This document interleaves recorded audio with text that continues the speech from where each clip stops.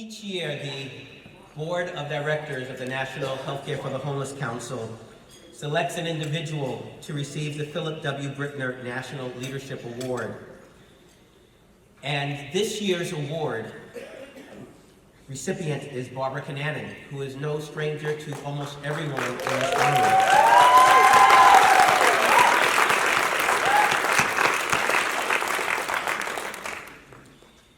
I've had the privilege of knowing Barbara for a long time. I call her the ageless wonder, and because she looks exactly like she did when I first met her.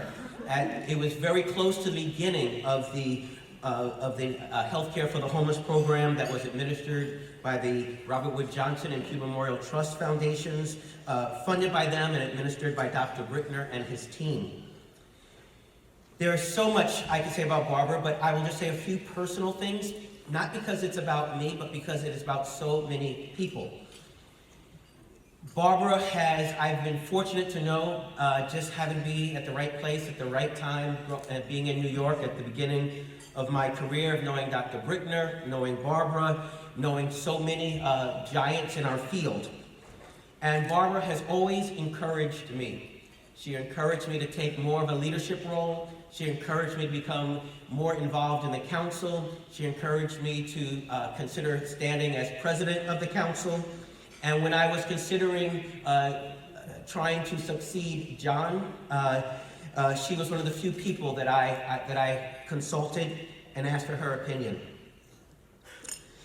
Barbara and I were talking last night, and this is going to be one of the few times in my life when I'm not going to listen to Barbara. She told me to say everything I wanted to say, but I said I'm not, so that she can say everything that she wants to say. The last thing I will say, and this is a reflection of just why Barbara deserves this award. It's been said that if Dr. Brickner is the father of the Healthcare for the Homeless movement, then Barbara, who worked side by side with him for decades, is the mother of the Healthcare for the Homeless movement.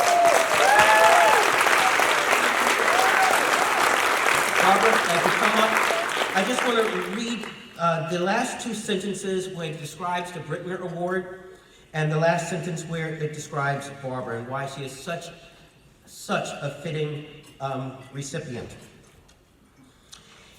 It says, in 2015, the Council's Board of Directors established a Brickner Award to honor annually an individual from our field who exemplifies Dr. Brickner's commitment to social justice, compassion, humility, inclusiveness, innovation, intellect, and persistence. And then the last line of our write-up for Barbara, as a bringer of constant good cheer, a focus on client needs, and a commitment to excellence and dogged determination, she has won the respect and hearts of many. Also, come up, and as you know, John Logier wanted to be here with you today. He cannot, but the secret is out. He's watching on video or on FaceTime. So why don't we all also thank John Logier.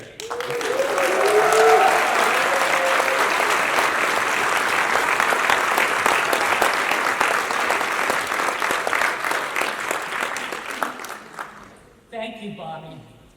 Bobby told me that I only had 4 minutes to do my speech. I was initially told I had 8. So you're in for a treat. I am proud to be standing here with my fellow honorees and leaders in the movement. Congratulations, Joseph, Brooksine, Deborah, and Rachel. I am honored and humbled and grateful to receive my boss, Dr. Philip Brickner Leadership Award. I want to pay homage to the previous awardees, Dr. Jim O'Connell, Dr. Janelle Gettis, and John Pavinsky. I want to thank the National Healthcare for the Homeless Council Board of Directors for creating this award. When Dr. Brickner passed away, there was sparse documentation of what he created in the homeless community. This award leaves a powerful legacy. In preparation of my speech, I reflected on my life and career. I was very fortunate, blessed, and grateful to have a fulfilling career of 38 years of doing the work I love. It's in my DNA.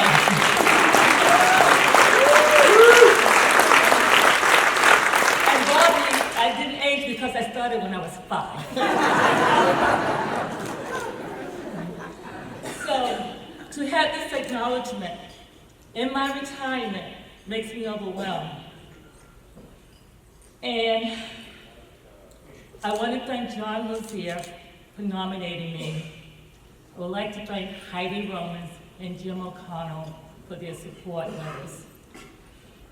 I am who I am because of the influence and inspiration of many people and events. First, I would like to thank my 90-year-old mother, who gave me the foundation for life and challenges. She taught me resiliency, tenacity, and model compassion. I would also like to give a special thanks and shout out to my husband, Frank. He's my rock. And my children, Clayton and Sharice Conanan, who centered and supported me in my journey. In addition, I'd like to thank my siblings, who always supported me in my journey. My sister Josephine and her husband Eugene is here today. So my theme is gratitude. I just want to give a little brief history. St. Vincent's Hospital was started by the Sisters of Charity, who created it in 1849. Its mission was to provide health care to the sick poor until the doors were closed in 2010. The values were rice, integrity, compassion, and excellence. It's an acronym, it's called RICE. Now for the medical people, RICE stands for something else. You can tell me later. Dr. Brickner had hired and galvanized and created and diverse groups of human beings. I would like to just mention 2 people just briefly. Dr. Ed Kagan was the first physician that worked in the large men's shelter in the Bowery in 1969. He was beloved by the clients, and I was able to witness the interaction. The other person I'd like to mention is Arthur Kaufman. He was an intern who worked in the St. Vincent's ER and noticed a revolving door pattern of clients coming to the ER. And he asked the question, why are they waiting till they near death's door to get health care? So Dr. Brickner, in his way, said, well, if they don't come to you, you go to them. And with that premise of going to where people are, started the philosophical approach to homeless health care. Dr. Brickner hired me in 1981, and one of the questions he asked me during the interview, he says, why didn't you become a doctor? I said, I always wanted to be a nurse. I guess he liked the answer. So here, and 38 years later, I stand. And one of the things, Dr. Brickner, he loved nurses and he loved nuns. I officially called him Dr. B. He's the leader, teacher, educator, mentor, father figure. He was a boss who treated his colleagues as an equal. That was a gift, and that was a gift to all of us. I would like to say that one of my other colleagues, who many of you know, Marian Savarese, she couldn't be here today, but she sends her regards. And she embraced me when I went to St. Vincent's. And what was great about her, she said, you know, you bring something to the team, so welcome. And we became instant teammates. And then there were others who came. Dr. William Bissick, Dr. John McAdam, Olga Piantieri, Camille Ferdinand. These were the team members who went with Robert Wood Johnson during the site visits. They would review the proposals, and they went out to the site visits. So we had representation of doctor, social worker, nurse on the team. I would also now like to thank my current, I forgot I'm still not working. I would like to thank my previous employer, NYU Langone, they are represented here, and they also now represent community medicine. I would also like to thank Robert Johnson, who chose Dr. Brickner to oversee the award. And from that, it's just laid the foundation for so much. I just wanted to mention the reason why I mentioned Robert Johnson. Drew Altman's wife was the one who encouraged him to create the Healthcare for the Homeless project. So behind every good man, there's a good woman. I would also like to just thank Larry McReynolds. He was the CEO of Lutheran Family Health Center in 2010. He had the vision to save community medicine. Just imagine your life work was going to be terminated.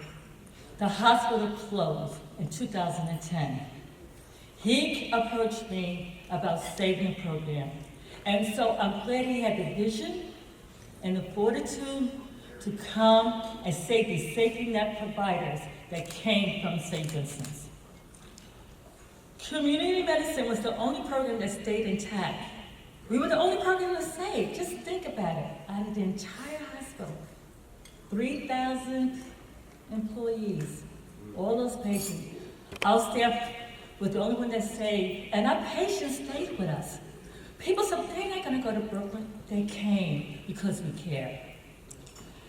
I also would like to thank HRSA. HRSA was very supportive when St. Vincent's was closing. And they, Jim McCray in particular, just provided phone calls and reached out to me. That makes a difference. The connection that was made just doing this work has been remarkable. I have been involved with the council from the beginning. I was in the room when the council was born with John Lozier, my hero, Susan Nybacher, Phyllis Wolf, and others. So I would like to thank Comrade Leaf for providing the initial seed money for the council. The council has been my lifeline for my career. It centered me, it kept me grounded to continue to serve. It was a symbiotic relationship. I will provide the stories from the field. The council will provide guidance and inspiration. In summary, St. Vincent's and Dr. Brickner planted seeds. Thousands of people have career pathways that will continue to spread the seeds. The picture you see here was taken during Health Center Week in 2013.